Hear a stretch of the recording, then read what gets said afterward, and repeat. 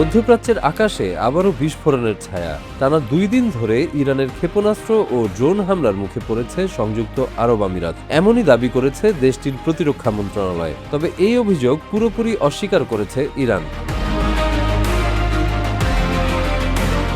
ইরানের ইসলামী বিপ্লবী গার্ড বাহিনী মঙ্গলবার রাতে জানায়, সাম্প্রতিক দিনগুলোতে সংযুক্ত আরব আমিরাতের ওপর কোনো ক্ষেপণাস্ত্র বা ড্রোন হামলা চালানো হয়নি। তাদের বক্তব্য, এমন কোনো অভিযান হলে তা স্পষ্টভাবে ঘোষণা করা হতো। তাই আমিরাতের অভিযোগকে তারা সম্পূর্ণ ভিত্তিহীন বলে দাবি করেছে। এর আগে আমিরাতের পক্ষ থেকে জানানো হয়, সোমবারের হামলায় অন্তত 3 জন আহত হন। তার পরদিন আবারও হামলার অভিযোগ আসে। পাশাপাশি পূর্বাঞ্চলীয় ফুজাইরা প্রদেশের একটি গুরুত্বপূর্ণ তেল স্থাপনায় ড্রোন হামলায় অগ্নিকাণ্ড ঘটে বলে জানায় দেশটি। তবে সর্বশেষ হামলার ফলাফল সম্পর্কে তাৎক্ষণিকভাবে বিস্তারিত কিছু জানা যায়নি।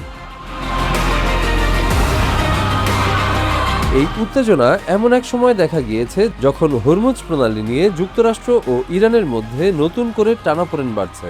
যুক্তরাষ্ট্র প্রজেক্ট ফ্রিডম নামে একটি উদ্যোগের মাধ্যমে জাহাজ চলাচল নিরাপদ করার চেষ্টা করছে। এই সরু জলপথ দিয়েই বিশ্বের প্রায় 1/5 জ্বালানি রপ্তানি হয়। সংঘাতের জেরে ইরান আগেও এই প্রণালীতে জাহাজ চলাচলে বাধা দিয়েছে বা হুমকি দিয়েছে বলে অভিযোগ রয়েছে। এতে বিশ্ববাজারে জ্বালানি সংকট এবং তেলের দাম বেড়ে যাওয়ার পরিস্থিতি তৈরি হয়েছে। এর জবাবে যুক্তরাষ্ট্র 13 এপ্রিল ইরানের বন্দর ও নৌ চলাচলের ওপর নৌ অবরোধ আরোপ করে, যাতে তেহরানের তেল রপ্তানি ও বৈদেশিক লেনদেন সীমিত হয়ে পড়ে।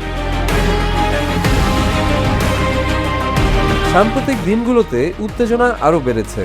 যুক্তরাষ্ট্র দাবি করেছে, ইরান তাদের যুদ্ধজাহাজ ও বাণিজ্যিক জাহাজ লক্ষ্য করে ক্ষেপণাস্ত্র নিক্ষেপ করেছে। তবে এসব আঘাত লাগেনি বলে জানায় মার্কিন সেনা কমান্ড। অন্যদিকে যুক্তরাষ্ট্র জানিয়েছে, তারা ইরানের 6টি ছোট নৌকা, পাশাপাশি আসন্ন ক্ষেপণাস্ত্র ও ড্রোন ধ্বংস করেছে। সংযুক্ত আরব আমিরাতের ফুজাইরা তেল টার্মিনাল এই সংঘাতের মধ্যে গুরুত্বপূর্ণ ভূমিকা রাখছে। হরমুজ প্রণালী এড়িয়ে এই স্থাপনা দিয়ে প্রতিদিন প্রায় 17 লাখ ব্যারেল তেল পরিবহন করা হয়। সাম্প্রতিক হামলায় সেখানে আগুন লাগার ঘটনায় 3 ভারতীয় নাগরিক আহত হন।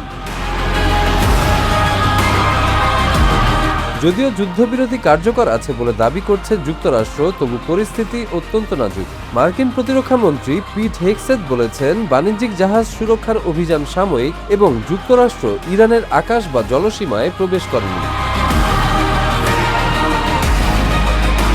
এর আগে 5 সপ্তাহের সংঘাতে আমিরাত সবচেয়ে বেশি ক্ষতিগ্রস্ত হয়েছে বলে দাবি করা হয়। যুদ্ধবিরতির পরও নতুন করে হামলার অভিযোগ মধ্যপ্রাচ্যের পরিস্থিতিকে আবারও অনিশ্চয়তার দিকে ঠেলে দিয়েছে।